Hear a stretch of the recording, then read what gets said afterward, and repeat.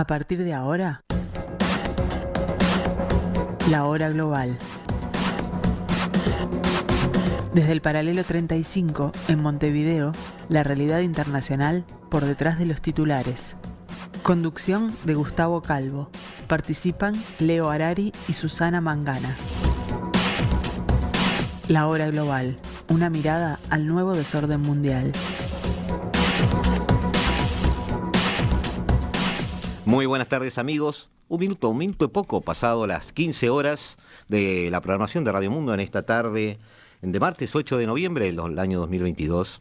Aquí en el 1170M de vuestro dial, esto es La Hora Global.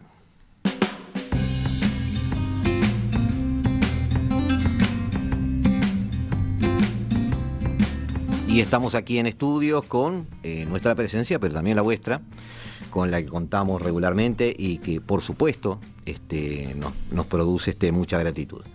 La Hora Global hoy va a tratar de ver los caminos, ya desde un punto de vista menos periodístico, menos noticia, podríamos decirlo, los caminos que desde el punto de vista político y económico se están abriendo, se están cerrando o están allí para ser discutidos después de la elección de la segunda vuelta de la elección brasileña, donde Ignacio Lula da Silva aparentemente ha obtenido el poder. Digo aparentemente porque hay algunos temas en discusión allí.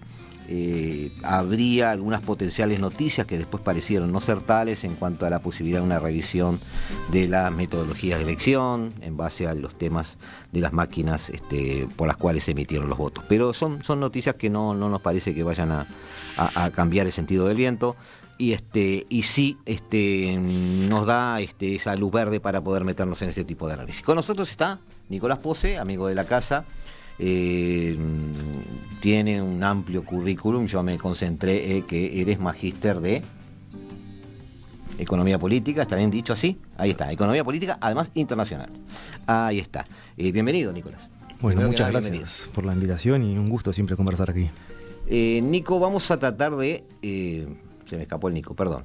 Vamos a tratar de ver hacia dónde puede ir Brasil. En principio...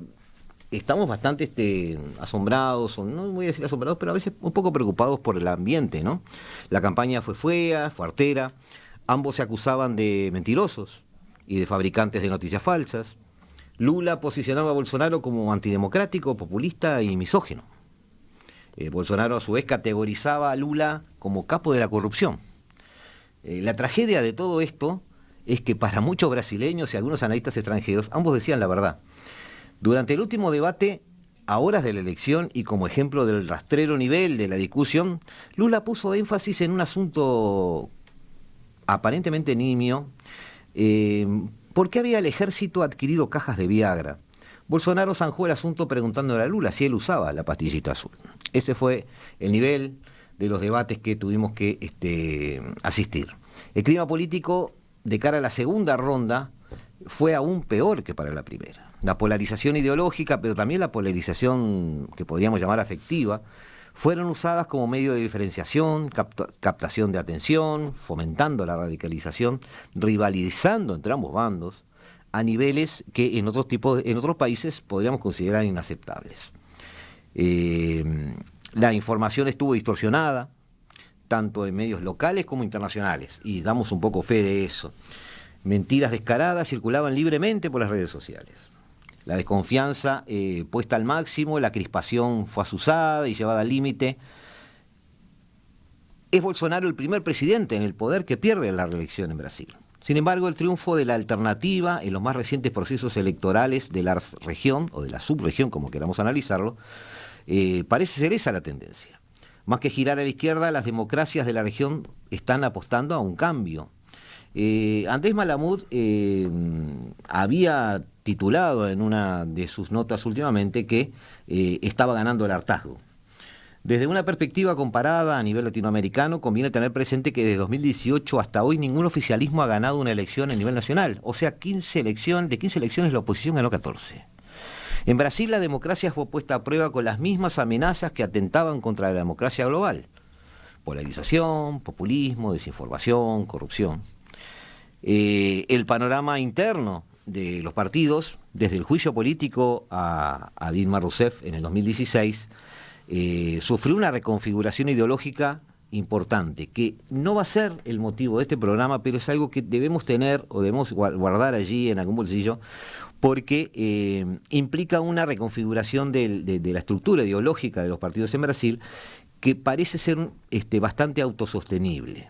En el campo de la derecha, porque la izquierda del PT sigue estando allí la principal fuerza de izquierda, en la derecha surge un nuevo fenómeno, una fuerza de derecha desacomplejada, abiertamente defensora de valores ultraconservadores, asociadas a las bancadas parlamentarias de las 3B, dicho en serio o dicho en broma, Biblia, Bala y Buey, Biblia, Bala y Buey, y todo con algo que ya empezó a llamarse bolsonarismo.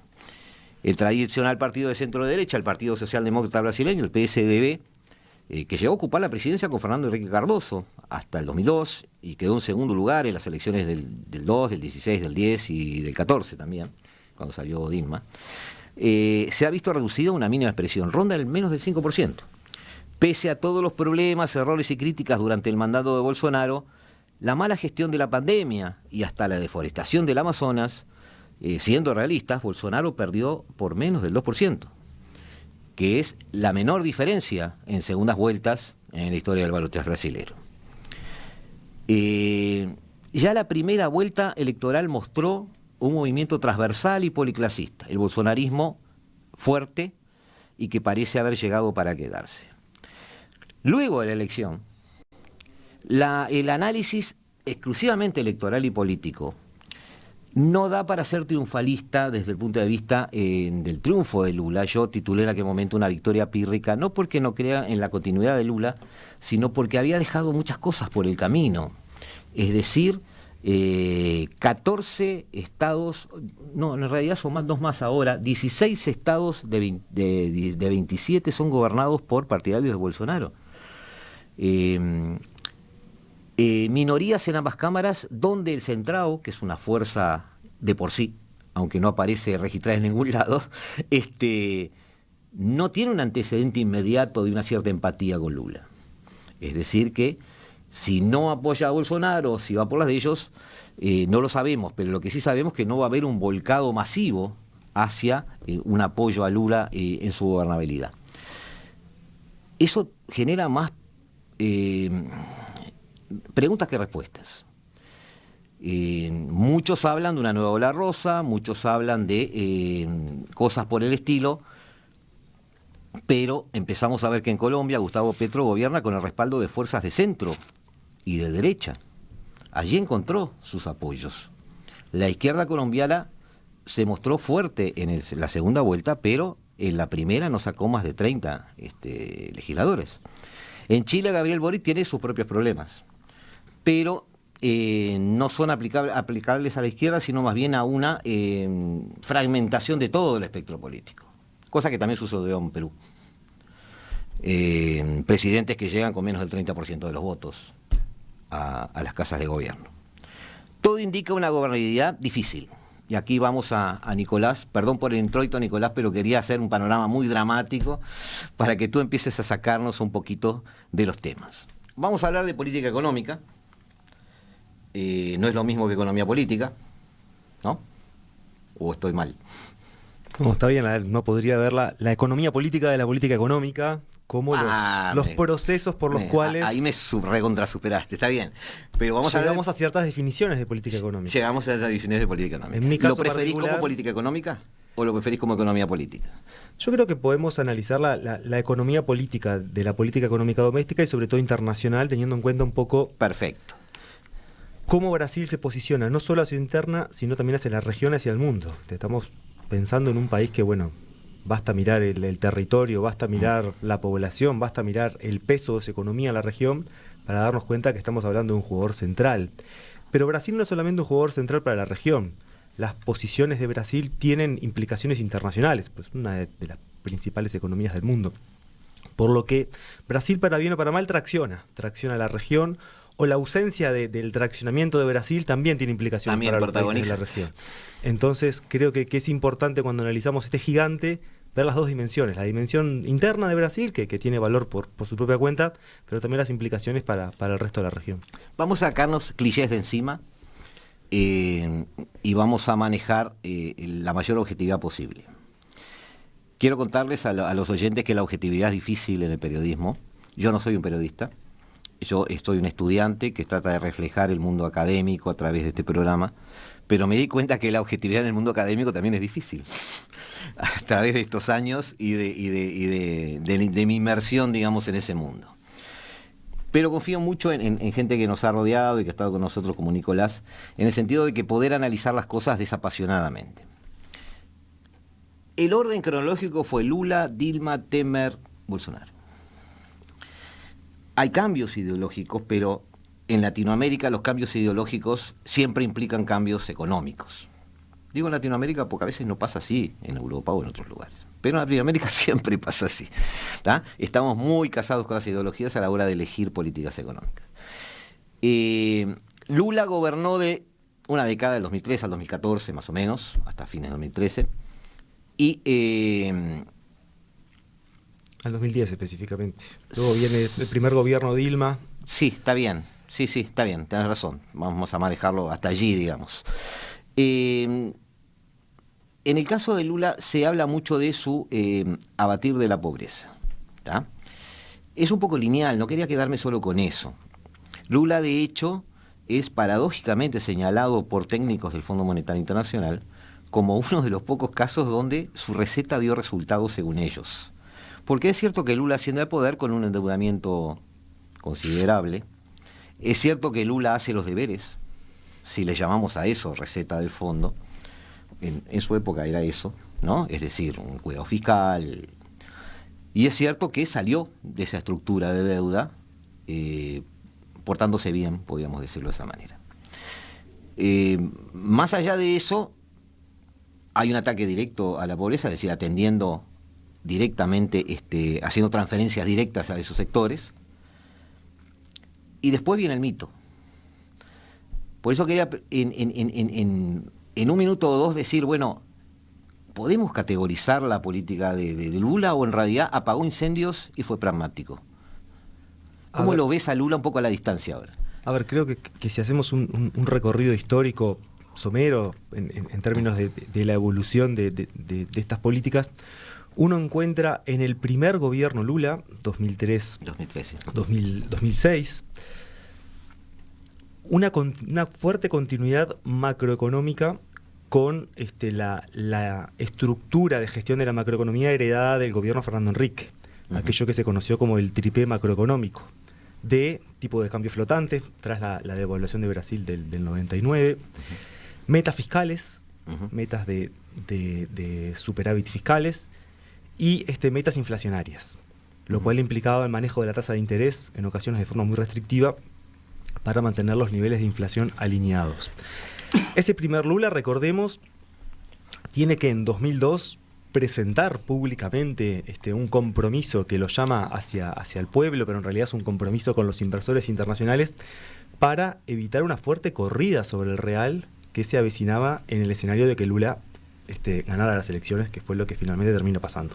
Y el primer gobierno Lula es un primer gobierno que en términos macroeconómicos uno podría caracterizar como ortodoxo. Te iba a decir esa palabra, ¿lo podés categorizar como ortodoxo? Creo que hay consenso en la literatura que ¿sí? El primer gobierno Lula es ortodoxo en lo macro, y que al mismo tiempo, en la medida que mejora la posición fiscal del país y tiene recursos también que están asociados al boom de los commodities, que uno lo puede trazar allí por el año 2003-2004 como sus orígenes, empieza a tener recursos adicionales para generar fuertes programas de asistencia y de combate a la pobreza.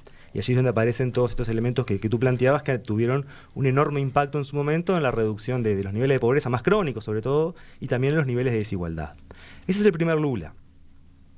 En el segundo gobierno Lula, una vez que ya la casa está más ordenada, para ponerlo de algún modo, Lula empieza a retomar cierta tradición muy brasileña, que es la tradición del desarrollismo y de las políticas industriales. porque es cierto que el boom de los commodities supuso, por un lado, para la región, que yo no mencioné que el boom de los commodities fortísimos ingresos, claro, en términos fiscales, pero por otro lado empezó a generar una tensión muy fuerte en términos de una tendencia hacia la desindustrialización de la región. La región comenzó a especializarse cada vez más en vender materias primas y en importar manufacturados. Brasil tiene una base industrial mucho más desarrollada que la gran mayoría de los países de la región, y allí el segundo gobierno Lula empieza a experimentar con políticas industriales para tratar de al menos moderar estas tendencias, estos impulsos más estructurales que se constataban en la economía brasileña. El segundo gobierno Lula enfrenta la crisis financiera global, sí, que implicó un año de caída del producto, como en todos lados, pero Brasil experimenta una recuperación muy fuerte. Al año siguiente, tanto Brasil como Argentina rebotan muy fuerte y crecen por encima de la media mundial. Lo cierto es que los problemas en Brasil se empiezan a constatar recién a partir del año 2011-2012, cuando la economía brasileña comienza a estancarse. Y los commodities empiezan a bajar. Los commodities empiezan a bajar un poco después, empiezan a bajar por el año 2014, pero el freno de la economía brasileña uno lo puede asociar con ese resabio de la crisis global. Si bien Brasil rebota muy fuerte, empieza a experimentar que hay un excedente muy fuerte de otras partes para colocar bienes, para colocar servicios y también capitales. El real se aprecia muchísimo entre 2010 y 2011, eso deja con muy poco margen a los productores brasileños, salvo de commodities, para competir, y allí empiezan a constatarse ciertos problemas en la economía brasileña. Pero si uno mira el saldo 2003-2010, en materia económica, creo que hay, no sé si consenso, pero sí una visión mayoritaria de que, bueno, es un saldo económico positivo por todas estas características que conversábamos. Podemos utilizar la palabra pragmático en el sentido de que combinó ciertas ortodoxias con un cierto direccionamiento interno de las transferencias en bases ideológicas, y de alguna manera un poco utilizó lo mejor de dos mundos. Hay un texto de Cornel Van, un economista político rumano, que habla de la política económica de Lula como una política neodesarrollista liberal. Esa es la forma de caracterizarla. Un término que engloba un poco todo. Y en realidad, cuando uno empieza a entrar adentro de ese concepto para ver qué hay, uno encuentra esto. No ortodoxia macro con heterodoxia en algunos instrumentos muy específicos de política industrial y un fuerte compromiso con los programas sociales. Se señaló en su momento que había un cierto distanciamiento, no total, pero distanciamiento en el sentido de trazar líneas y decir, bueno, tú por aquí, yo por allá, con los gobiernos argentinos de la época. Quizás porque ese Lula no era el izquierdista típico desde el punto de vista económico, por todo esto que estás diciendo. Quizás Lula, en un país que tiene sus propias exigencias, más allá de las ideologías, no se veía reflejado en un sistema como el kirchnerista, digamos. Sí, ahí donde el tema de la ortodoxia a veces está mal visto, ¿no? Las comparaciones ahí son un poco complejas porque... No quería comparar, Nico. No, pero simplemente un punto clave. Hay como un comentario siempre recurrente, decir como que no se llevaba bien por esto. Para entender la salida, para entender los orígenes de la política económica del kirchnerismo, uno no puede disociar del default que sí, experimenta Argentina unos años atrás.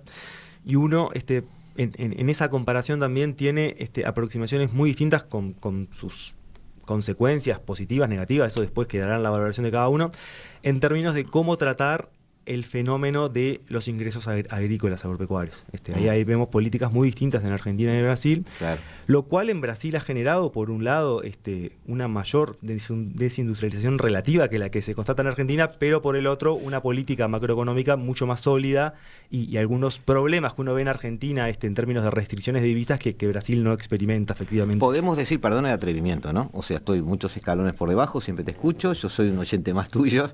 ¿Podemos decir que hubo más profesionalismo en el tratamiento económico del gobierno brasileño? No sé si tiene que ver tratando de cazar ese concepto, de utilizar la ortodoxia para manejar. Me da una especie de perfil profesional en el sentido de decir, bueno, este es el camino correcto, analizado, racional. Lo veo así, desde afuera. Puede ser una caracterización, no sé si tiene que ver con la profesionalidad, tiene que ver con el armado de las coaliciones en ambos casos, tiene que ver con las creencias predominantes al interior de las coaliciones. También, de nuevo, hay que diferenciar entre el primer Lula, que es un Lula más ortodoxo, y un Lula 2 y Dilma 1, que empiezan a experimentar con políticas económicas más heterodoxas. Ahí ya aparece por el año 2011 el concepto de la nueva matriz económica de Guido Mantega, que es una búsqueda de reformar el esquema de triple macroeconómico que había gobernado Brasil la década previa, que tiene que ver con la búsqueda de enfrentar la desindustrialización de Brasil. Es un proyecto que finalmente no terminó siendo exitoso. Brasil termina cayendo en una fuerte crisis económica en el año 2014, pero sí muestra algunas de las problemáticas más estructurales que aquejan a la región y que, como hemos conversado en distintos programas, a través de distintas alternativas, claro, ninguna de ellas nos ha mostrado demasiados resultados a la hora de pensar, cómo desatar algunos de los nudos principales del desarrollo de estos países. Eso sobre fin de año vamos a hacer un esfuerzo por hablar de eso, te lo prometo, ya lo hablamos ahora antes de empezar. También es cierto que, a pesar de que hay una identificación en cuanto a la producción de los países latinoamericanos en muchísimos rubros, cosa que a veces pone en discusión la conveniencia o no de formar mercados comunes o ese tipo de cosas, porque más que integrarse están compitiendo. Estoy diciendo frases hechas que suenan fáciles, que no son tan así, pero algo de eso hay en el fondo de las estructuras económicas. A pesar de eso, es cierto que cada país en Latinoamérica tiene sus requerimientos muy diferenciados, estructuras sociales distintas, momentos diferentes de sus economías. Algunos tuvieron relacionamiento con los primeros mundos de una manera, otros de otra, geografías distintas. Entonces, créeme que cuando dice este comentario no estaba comparando. Cada país tiene sus propios requerimientos y lo que hay que ver es si el presidente de turno responde a lo que ese país está necesitando, no si es mejor o peor que otro. Ahora, en el caso de Lula, como dijiste tú, viene Dilma. Los commodities bajan.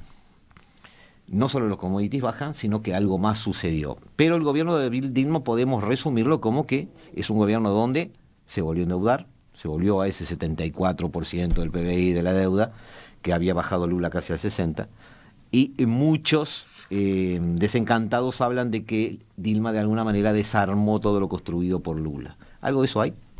Yo creo que lo que hay primero es un nuevo contexto internacional en el cual tiene que gobernar Dilma Rousseff. Tiene que dar respuesta a estos desafíos de la crisis global, de las tendencias al interior de Brasil, a la apreciación del real, a los incentivos hacia la desindustrialización y hacia la asignación de recursos cada vez más marcada en la producción de primarios. Y hay una respuesta en el gobierno Dilma que se puede constatar en el nivel macro en lo que se llamó como la nueva matriz económica, que tiene en el plano de la política industrial aquel gran programa que se llamó Plan Brasil Más Grande, Plan Brasil Mayor, que también tuvo muchas dificultades de implementación.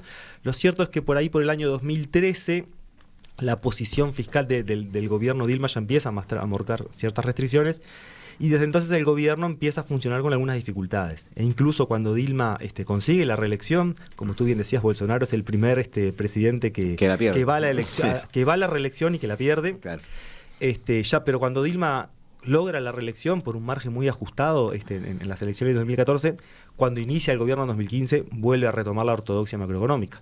Retoma el equipo macroeconómico del primer gobierno Lula. Lo cierto es que tiene muy poco tiempo y ya la capacidad de construir coaliciones ya estaba muy erosionada, pero volvíamos a constatar cierta ortodoxia en esa Dilma II, que fue más breve de lo previsto por los motivos políticos que ya conocemos. Claro, pero tú hablabas de bajaron los commodities, y hablabas de cómo que no dio resultado ese impulso industrializador, podríamos decirlo. Pero ¿cuáles son las causas? Es decir, ¿por qué no dio resultado? ¿Había una resistencia de mercado en sí? ¿Se estaba armando un plan capaz que irreal para el parque industrial que se tenía entre manos? ¿O la capacitación de mano de obra que podría estar destinada a eso? ¿Hay algún, digamos, diagnóstico de eso? Esa es una pregunta muy interesante y muy compleja a la vez. Claro. Uno encuentra en la literatura múltiples explicaciones, algunas parecen complementarias, otras incluso compiten entre sí. Algunos plantean que hubo muchos problemas de implementación, otros plantean que en realidad no, a la hora de caracterizar esa política no deberíamos hablar de una política industrial, sino de una política de compensación que tenía una búsqueda de dar cierta respuesta a los desafíos estructurales que la industria enfrentaba, pero que no daba herramientas como para proyectar. Desarrollar, digamos. Exacto.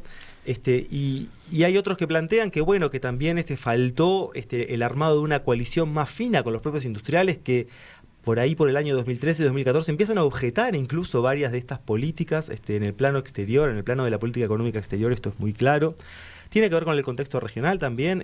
La economía brasileña la industria brasileña encuentra en Argentina y en Estados Unidos sus dos principales mercados de exportación. Argentina sabemos que desde 2011 empieza con un esquema de administración del comercio mucho más fuerte que en el pasado. Estados Unidos todavía mostraba cierta incapacidad de recuperación económica, de absorber. Sí, no eran buenos productos. compañeros de viaje en ese momento. Y hay un tercer elemento que es el elefante en la habitación, que es China.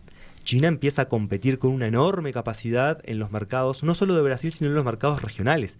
China le compite a los productores industriales brasileños en Chile, en Perú, en Colombia, en Ecuador.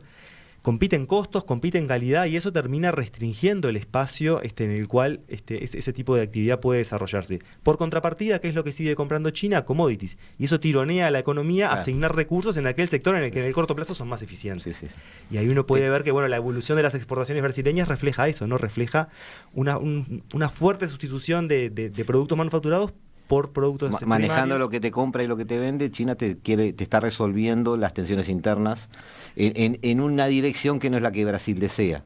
O al menos no la que el gobierno intentaba. Me enriqueciste al sector primario y me destrozaste el sector industrial, según lo que me compraste y vendiste. Y si a uno eso le agrega que en el año... la simpleza. No, pero a ver, creo que es un balance que es razonable de hacer, y si uno a eso le agrega que en el año 2014 se agota el ciclo de commodities, uno encuentra por qué en esa combinación de factores el gobierno empieza a experimentar las dificultades, no solo económicas, sino también sociales, que se empiezan a constatar a partir de ahí y que se profundizan luego, ¿verdad? Y vía Temer llega Bolsonaro.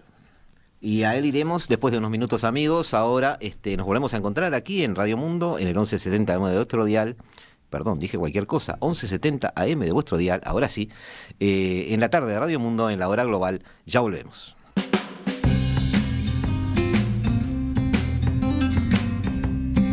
Continuamos, amigos, sacándole la punta al lápiz con las posibilidades que puede tener en el futuro Brasil, el Brasil de Lula. Para muchos un nuevo Lula, para muchos más de lo mismo, para muchos un verdadero héroe renacido que puede llevar a Brasil finalmente a su destino manifiesto, para otros un encantador de serpientes. Suele suceder con algunas personas que tienen ese grado de polarización. Llegábamos haciendo este pequeño raconto con Nicolás Pose, estoy con 4 o 5 Nicos en la cabeza, haciendo un recuento de cuáles fueron los perfiles económicos que fueron caracterizando cada una de las etapas en que se ha visto sumergido Brasil en los últimos tiempos. Y llegamos a Bolsonaro. Bolsonaro toma el país luego de que Temer organiza unas elecciones, luego de un impeachment a Dilma, es decir, toda historia conocida por ustedes. Pero Bolsonaro es, en definitiva, la encarnación de un hombre de derecha, con ideas de derecha, pero eso es un cliché. Vamos a bajar al terreno económico, vamos a entender si hubo una economía de Bolsonaro, si tuvo sus luces o tuvo sus sombras, porque en definitiva, aún con pandemia en el medio, es de lo que se trata cuando se llega a una elección muchas veces. No todo es carisma, aunque hemos tenido aquí un analista que, Aline dos Santos, nos ha dicho que le parecía que el ascenso de Lula respondía más al carisma que a una racionalidad. Digamos, está bien, es un análisis respetable. Hoy veremos el de Nico. Bolsonaro, Nico, ¿qué implicó desde el punto de vista económico? Es decir, ¿qué podemos analizar para bien o para mal?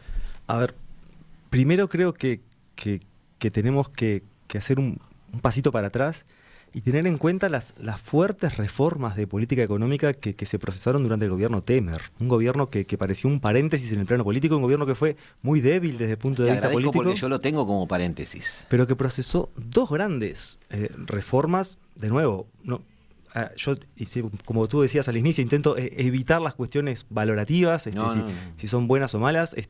Seguramente depende de quién lo mire y cómo lo afecta a cada uno ese tipo de reformas. Pero en el gobierno Temer se pasa, en primer lugar, la reforma trabalista, que es una fuerte reforma de flexibilización laboral. De nuevo, las cuestiones valorativas quedan para cada uno. Si uno es trabajador, empresario, trabajador en qué sector, desempleado, en fin, tendrá la valoración que que corresponde al respecto, pero eso es un hito que hay que marcar. Y hay una segunda reforma muy fuerte, que es la reforma del techo de gastos. Es una enmienda constitucional que limita la capacidad del Ejecutivo de gastar por encima de determinados niveles, teniendo en cuenta la evolución del PIB, y que congela, porque hay un fuerte porcentaje del presupuesto brasileño que ya está asignado, que no es discrecional, y congela un conjunto bastante grande de programas. Una de las cuestiones que ha sido más criticadas ha sido el congelamiento de los presupuestos educativos que viene de ahí, del gobierno Temer. El gobierno Bolsonaro se presenta en el plano económico, saquemos todo el resto quería sacarlo todo lo que acompaña al gobierno Bolsonaro. En el plano económico, el gobierno Bolsonaro se presenta como un gobierno liberal. Y allí el gobierno Bolsonaro uno lo podría caracterizar en términos económicos como el gobierno Guedes. Un liberal clásico de la escuela de Chicago que viene a liberar a Brasil de las regulaciones, o al menos esa es la forma, la narrativa que presenta Guedes. Paulo Guedes. Es una propuesta que causa un fuerte entusiasmo en el empresariado brasileño. Y no solo en el empresariado agroindustrial, como usualmente se entiende, sino también en el propio empresariado industrial, que tiene la percepción, correcta o equivocada, de vuelta, esto uno podría analizar más en profundidad este punto, pero que tiene la percepción de que las regulaciones y todo el entramado burocrático de Brasil es lo que está restringiendo la capacidad del sector y de los sectores en general de crecer. El gobierno Bolsonaro se presenta como continuista en dos grandes reformas que quedaron pendientes del gobierno Temer, que son la reforma previsional y la reforma fiscal. Logra tramitar la reforma previsional, no así la fiscal, que es la reforma más importante desde el punto de vista, o al menos desde lo que plantean los empresarios al interior de Brasil. La reforma fiscal se encalla en el Congreso, la reforma previsional sí logra ser tramitada. Lo cierto es que tras un inicio con mucho impulso del gobierno Bolsonaro-Guedes en el plano económico, llega la pandemia, la caótica gestión de la pandemia. Creo que en eso no tampoco hay demasiado debate. Y allí el propio gobierno Guedes empieza a renegar de algunos de los compromisos que había asumido. Crece, busca sortear las limitaciones que imponía el techo de gastos, y empieza con un fuerte programa de privatización de distintos activos públicos, que son los que les permiten, entre otras cosas, los recursos que estuvieron empujando el último esfuerzo electoral del gobierno Bolsonaro en esta campaña. En términos económicos, un balance general es que a nivel macro los indicadores de Brasil muestran niveles razonables.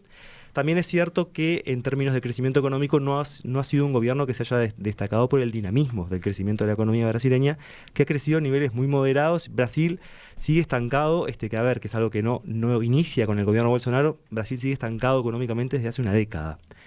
Crece a tasas muy bajitas, y eso no se ha modificado cuando uno incorpora estos 4 años de administración. Así que un poco el balance yo lo haría por ahí. Pero creo que hay desafíos que estaban antes de que llegara Bolsonaro y que cuando Bolsonaro se va permanecen. O sea que de alguna manera, si queremos perfilarlo o tratar de darle una pintada de brocha gorda, podríamos decir que en definitiva Bolsonaro, o en este caso Guedes, podemos hablar de Guedes porque hubo mucho protagonismo excluyente de Guedes. De alguna manera siguió la línea de ordenar la economía, mantener una economía ordenada, pero terminado el periodo termina sin mover la aguja desde el punto de vista de la historia económica del país a largo plazo. Y creo que es una buena síntesis. Es decir, no voy a decir eso a la plancha porque eso es muy burdo, pero sí de hecho mantuvo un cierto orden, mantuvo una estructura fiscal, mantuvo una estructura de gastos. Bueno, la reforma previsional de alguna forma intenta... colabora con resultado fiscal. Colabora y también hay que reconocerlo como un esfuerzo de cambio en ese sentido. Y hay algunos que plantean, Gustavo, simplemente para reforzar esta síntesis, que por el lado fiscal Lula va a heredar del gobierno Bolsonaro una mejor situación de la que heredó del gobierno Fernando Henrique. Por otro lado... Y con el antecedente de un gobierno ordenado económicamente, sí, claro, o sea, ahora, la casa te llega en orden, pero por otro lado, a veces el Gustavo, tema sí es suficiente. También déjame señalar que muchos plantean que todo este esquema de desmantelamiento de un conjunto de actividades industriales que tenía el Estado brasileño y que había desarrollado buenas capacidades puede ser una desventaja para abordar estos desafíos de mediano plazo. en términos de dotar de un mayor dinamismo a la economía de Brasil. Allí, por ejemplo, Bolsonaro desmanteló industrialmente la venta de Embraer, por ejemplo. Ajá, es un caso icónico, pero que refleja un poco esta tendencia. A ciertas desinversiones en el plano de algunas... Petrobras mismo. Petrobras mismo, algunos segmentos de Petrobras, para ser preciso, algunos segmentos que procesan y que cosas menores, pero muy sintomáticas o paradigmáticas. El correo, ¿no? O sea, eso era más simbólico, pero de hecho...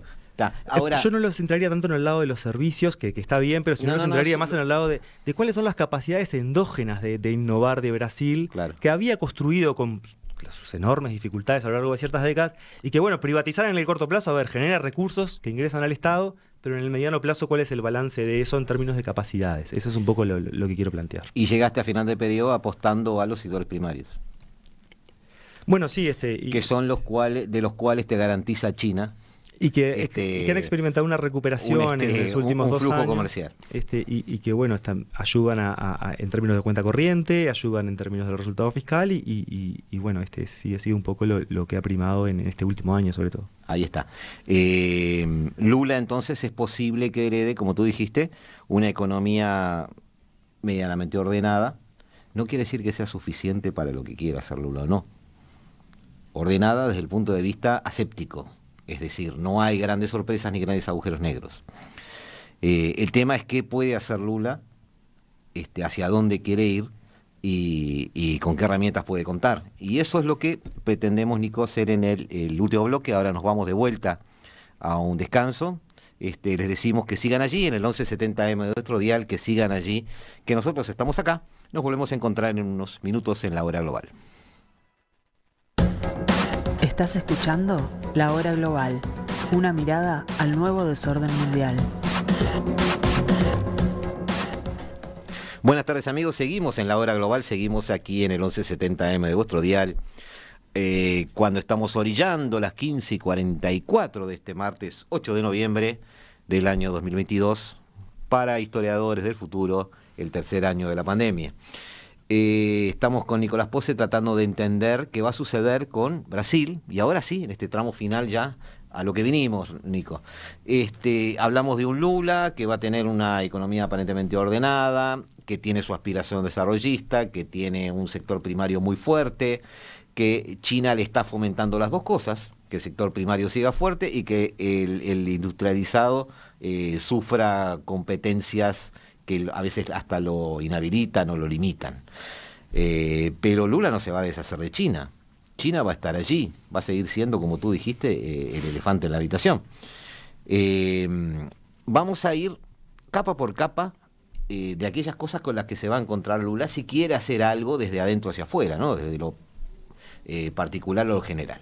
Lo primero con que se va a encontrar, obviamente, es su economía interna. No nos vamos a meter en eso porque hay que ver cómo decantan ahora los acuerdos parlamentarios y los acuerdos de gobierno, pero hacia afuera lo primero que ve Lula o cualquier gobernante brasileño es el Mercosur. Y el Mercosur ha sido, no quiero adjetivar, pero ha sido últimamente parte del problema en las estrategias a futuro económicas de la región. ¿Qué ves tú que va a pasar allí adentro? Porque se encuentra con una Argentina que, voy a adjetivar esta vez, me hago responsable, que parece que no sabe lo que quiere. Un Paraguay que acompaña, un Brasil que mientras los números le den parece no preocuparle demasiado, y un Uruguay desesperado por abrir una ventana y tratar de encontrar algunos otros caminos que impliquen un cierto crecimiento comercial con la zona cine. Ya no estoy entrando en eso. Pero es cierto que no hay sintonía, o por lo menos no la deseada. ¿Estoy siendo muy dramático? A ver, una vez que uno pasa raya del gobierno Bolsonaro, asumiendo que vamos a ponernos en el escenario de que es un gobierno que ya culminó, aunque sabemos que le quedan un par de meses de gestión, yo creo que la principal virtud de Mercosur, para poner una nota si se quiere, de contraste con esto que vos decías, es que logró sobrevivir. Haber logrado sobrevivir al gobierno Bolsonaro y a las tensiones argentino-brasileñas en estos 2 años, bueno, muestra que al menos hay ciertos consensos de mínima, tanto en Argentina como en Brasil, que dicen, bueno, Mercosur puede estar en el peor de los escenarios, pero no estamos dispuestos a romperlo, desde la perspectiva de los dos grandes.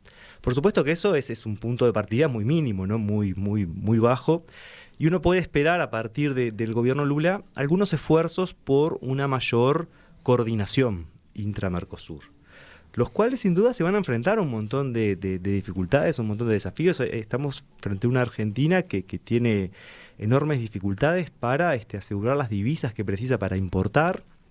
Algunos plantean la posibilidad de retomar esquemas de intercambio comercial basados en monedas locales, lo cual enfrenta un montón de desafíos operativos que habrá que ver si las partes logran sortear. A priori, vale una nota de escepticismo respecto a la capacidad de que eso sea efectivo. Se sumó hoy, perdón el paréntesis, se sumó hoy Evo Morales proponiendo un nuevo foro de discusión para una moneda intrarregional que abarcaría 14 países. Sí, yo creo que creo que más entrevera que... Antes que la moneda, lo que van a intentar las partes, y de nuevo agrego una nota de escepticismo sobre su capacidad de concreción, es generar ciertos mecanismos con algunas unidades de cuenta que permitan que el dólar no sea la unidad de referencia para comerciar, porque si no, Argentina tiene genuinas restricciones a la hora de importar. Y eso va a generar tensiones comerciales entre ambos países, si es que se apuesta por una revitalización del comercio intrarregional que está muy alicaído. Lo que yo creo es que, al menos van a haber ciertos espacios de coordinación, ciertos parámetros mínimos que van a poner al Mercosur en una posición de, sentarse a conversar y de tratar de mover la agenda hacia adelante. Por supuesto que de ahí a que efectivamente se logre estas iniciativas que seguramente el gobierno Lula traiga, hay un trecho muy largo. Ahí habrá que ver la capacidad política y también el sustento económico de las iniciativas que vamos a ver en los próximos años. Tú me enseñaste algo. Tú en algún momento, hablando de Mercosur y la posición uruguaya, tú me dijiste, Gustavo, esto no es un mercado común. Esto es un acuerdo de complementación industrial entre Brasil y Argentina. No lo llamemos mercado común porque en el fondo, en la cocina de esto es eso. Y mientras ellos quieran que siga vivo, seguirá. ¿Seguís viéndolo así o te interpreté mal? No sé si esa fue exactamente mi caracterización, pero yendo créeme que sí. Yendo al centro de lo que entiendo es tu planteo de que para Argentina y para Brasil el Mercosur todavía juega un rol. Yo entiendo que sí. Tanto a la interna como un reaseguro para ambos en la posibilidad de ir por su cuenta con terceros. Creo que mi comentario, si no me acuerdo mal, iba por ahí. Y yo creo que, si Mercosur logró sobrevivir a esta coyuntura de los últimos 2 años, creo que es un piso de nuevo muy bajo, pero que se abren oportunidades para una mayor coordinación, lo cual no implica que se logren concretar alguna de las iniciativas que los líderes pueden llegar a tener en mente. ¿Lula puede ser un buen capitán de barco ahí? A ver si te entendí bien la pregunta. ¿Lula puede ser un buen capitán del barco para el Mercosur? Habrá que ver. Lula tiene un montón de desafíos domésticos. Recordemos que para Brasil abordar. Es quien marca el rumbo, ¿no? Eso es así, efectivamente, cuando en todo, hay... en las negociaciones, en las preferencias, en todo. Y eso no es una particularidad de Brasil en esta región. En todas las regiones los procesos integracionistas avanzan siempre y cuando haya un líder regional que los empuje. Y nuestra región, por las cuestiones estructurales que hablamos, es Brasil. Lo que yo creo es que, Lula enfrenta un montón de desafíos domésticos asociados a la construcción de la gobernabilidad, algo que tú mencionabas en la introducción del programa, y que creo que el foco de sus esfuerzos va a estar ahí. ¿Qué margen le va a quedar como para liderar a la región en un nuevo impulso integracionista? Es una pregunta que al día de hoy creo que está abierta. Más allá del horizonte del Mercosur, tenemos un acuerdo negociado, medianamente firmado y sin ponerse en práctica, con la Unión Europea.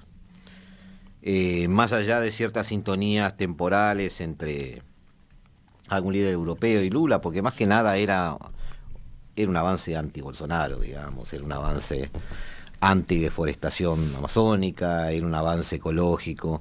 Más allá de eso, hoy con Lula en el poder, ese tipo de acuerdos le ve futuro o en realidad sigue su destino manifiesto de seguir cajoneado? Esa es una buena pregunta. Lo primero es Perdoná que la ironía, pero...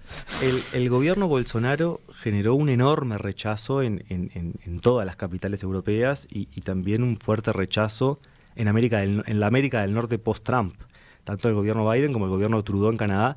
El gobierno Bolsonaro es un gobierno que termina en Occidente muy aislado políticamente, porque bueno, se rechaza tanto el contenido como las formas del gobierno Bolsonaro desde estas capitales europeas y desde las poblaciones europeas en muchos casos, por lo que yo creo que Lula es visto como un interlocutor mucho más legítimo desde la perspectiva de esos actores.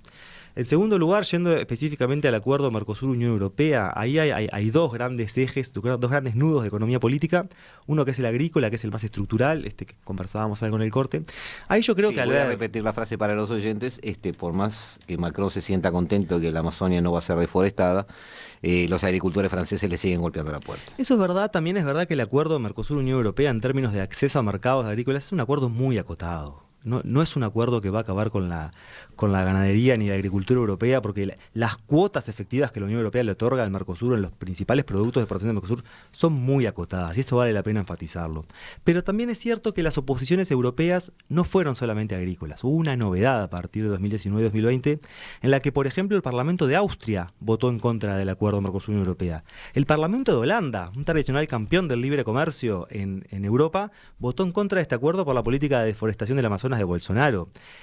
Angela Merkel, no sé si recordás, Gustavo, luego de una enorme manifestación en Berlín en el año 2020, Angela Merkel, una de las principales promotoras de este acuerdo, dice, bueno, si continúa la deforestación en Brasil como está, no veo la posibilidad de que este acuerdo se ratifique. Esas oposiciones se van a ir moderando y se van a ir cayendo. Habrá que ver si la oposición agrícola es lo suficientemente fuerte como para frenar el acuerdo, o si en realidad la oposición agrícola logró este contexto favorable para su agenda del rechazo ambiental que Bolsonaro generaba para frenar el acuerdo, y ahora sin este aliado no tiene esa fuerza suficiente. Hay algunos que plantean que hay un escenario relativamente propicio para cerrar el acuerdo con la renegociación, en realidad no con la renegociación, sino con la adición de una cláusula ambiental vinculante para ambas partes, y que en el segundo semestre de 2023 se pueda desdoblar el acuerdo y que el pilar comercial al menos sea aprobado y posteriormente ratificado, teniendo en cuenta además que si se desdobla el acuerdo, el pilar comercial puede ser ratificado solamente con el voto del Parlamento Europeo y una mayoría calificada en el Consejo. Claro, lo que pasa es que las cláusulas ambientales tienen malas experiencias, ¿no? O sea, muy mala puntería últimamente. Mercosur-Unión Europea tiene un capítulo de desarrollo sostenible en donde hay compromisos ambientales de las en cuanto a partes. objetivos, digo, porque viste que no se ha cumplido y no se cumple. La principal objeción desde la perspectiva europea es que ese capítulo de desarrollo sostenible que incluye con los compromisos ambientales de las partes, en particular incluye, esto es una novedad en perspectiva comparada de acuerdos de comercio, incluye que las partes se comprometen a cumplir con lo que cada una de ellas propuso hacer en el marco del Acuerdo de París. Lo que reclaman ciertos sectores de las sociedades europeas es que esto sea vinculante, que pueda ser llevado a un mecanismo de solución de controversias y que se puedan activar cláusulas de represalia comercial cuando no se cumplen los compromisos ambientales, y eso es lo que va a estar en la mesa para ser negociado en el primer semestre del año que viene. Pasamos al capítulo geopolítico. Brasil no es un país que pase desapercibido y tampoco tiene esa vocación. Recordemos que es un país que tuvo, o tiene, hay muchas bibliotecas, una cierta vocación imperial, tiene un pasado imperial, tiene una aspiración geopolítica más relevante que otros países. En su momento eso se vio muy claro cuando integró el grupo de los BRICS, porque más allá de la fuerza o no del grupo, le dio una cierta identidad a los integrantes de ese grupo, y sobre todo a Brasil, que se transformaba en ese momento en un protagonista, no voy a decir relevante en extremo, pero muy atendible en el concierto internacional. Estamos en un momento de reconfiguración del orden mundial. Todos sabemos que está cambiando, nadie sabe hacia dónde vamos. Todos sabemos las cosas de las que dudamos, digamos. ¿Es quizás un buen momento para que este tipo de grupos tome cierto protagonismo a nivel internacional? Yo normalmente entiendo que sí. Yo entiendo que grupos como grupos como ASEAN, grupos como la propia Unión Africana, grupos como la propia CELAC, en la medida que lleguen a ciertos grados de coordinación, van a haber cierta gratitud de las potencias más grandes en el sentido de hacer un juego más ordenado, de tener una voz, y quizás este sea el momento político para eso, porque es un momento justamente de confusión, de gente que pide calma, de gente que quiere escuchar más que decir cosas, y este quizás sea un buen momento para Lula también, ¿no? Es decir, Brasil está quizás en el momento adecuado, en el tiempo adecuado para empezar a ser protagonista.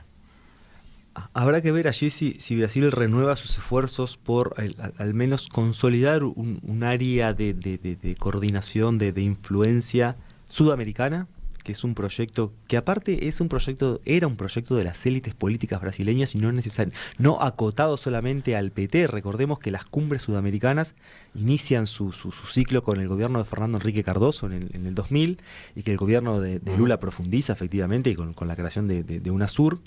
Allí hay todo un retiro de Brasil de estos esquemas de coordinación interregional, sobre todo con el gobierno de Bolsonaro, que la verdad que son difíciles de explicar. Uno no los explica a no ser bajo una lógica de cierta polarización ideológica de diferenciación con lo anterior, pero que no tienen mucha base más allá de eso. Lo cierto es que Brasil de vuelta, y el gobierno Lula en particular, seguramente intenta retomar alguna de estas iniciativas. Habrá que ver la capacidad efectiva que tiene de hacerlo. Pero ¿estás de acuerdo conmigo que es un buen momento quizás? Habrá que ver